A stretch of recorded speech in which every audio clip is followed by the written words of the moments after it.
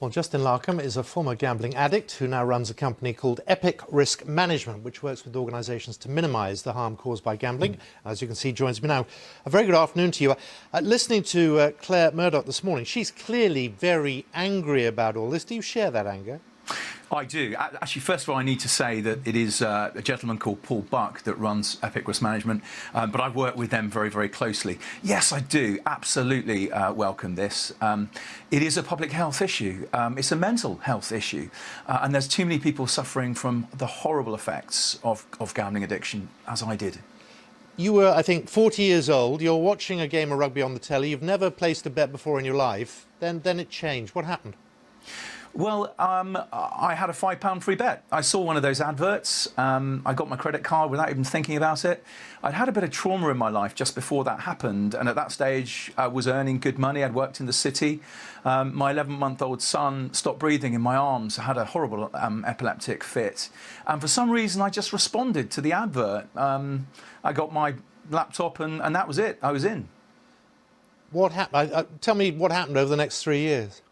Well, it went from that £5 free bet to, slowly but gradually, someone who was completely immersed in this habit.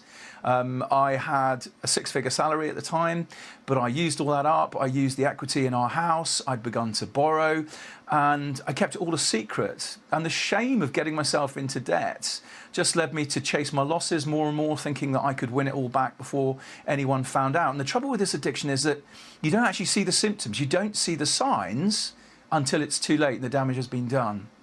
I'm just looking at the figure that you eventually lost over that 3-year period.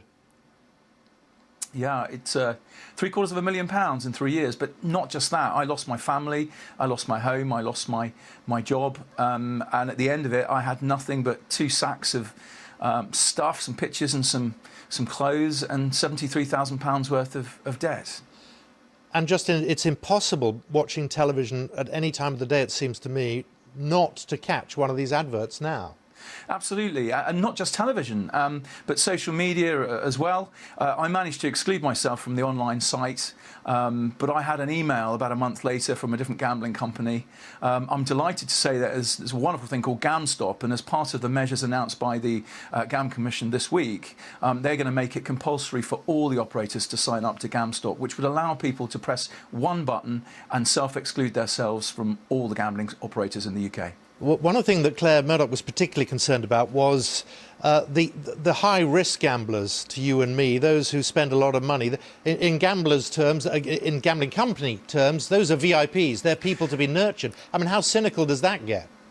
It's horrible, really. I mean, I know the gambling companies are, like any other company, trying to deliver shareholder value for their customers. But the problem is that it's the vulnerable, it's the addicts, it's the people who cannot stop, who are providing the most profit. And they really do need to look at this now. I remember the only time I was contacted was by a member of a VIP team asking me what sports I liked, seeing if I'd like tickets to live events, offering me free bets.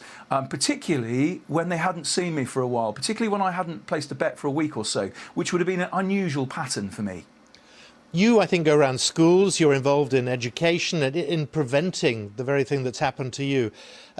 What response do you get, particularly from youngsters? What do they make of all this? Well, my concern actually is for youngsters. Of the gambling addicts in this country, of which there are probably about 365,000, 55,000 of them are between the age of 11 and 16. And when I speak, I tend to speak at age 16. And by then, a lot of them have already got gambling apps on their smartphones, which is really concerning. And the problem is that through all the advertising, through the games that they play, actually, a lot of them will have been normalised to risk and reward. And gambling is something that just happens all around them. What do you say to a gambling boss who may be watching you right now, running one of these companies, who says, look, we're just trying to make a living? I'd say that problem gambling and all the suicides that are associated with it, 1 in 10 suicides in the UK is gambling related. You are 15 times more at risk from taking your own life if you're a problem gambler. Problem gambling is not great for business. And I know that the operators do want to do something about it. They just need to be doing more. And today's announcement, or today's letter, I think it will go some way to do that. Finally, and just on a personal note, how are you now? How's life? Things great. I run a charity called the Recovery Course, which offers 15 free sessions of counselling to people who've got themselves into all kinds of different addictions. I've got lovely children. I see them whenever I can. I paid my last penny of debt off, and that really helped me. Life is so much better. I just need to share the message in a quite difficult but honest way that for some people, gambling can be really, really bad. Do you regard yourself as brave? Because I do. Yes, probably. I don't know. I'm ex-army. It's sometimes difficult to be honest about when you've really mucked up your life. But I think I have to be honest, otherwise the message doesn't get through. Well, I'm really grateful that you've done that here. Thank you very much. Justin Larkin, Simon. good to talk to you. Thanks. Thank you very much.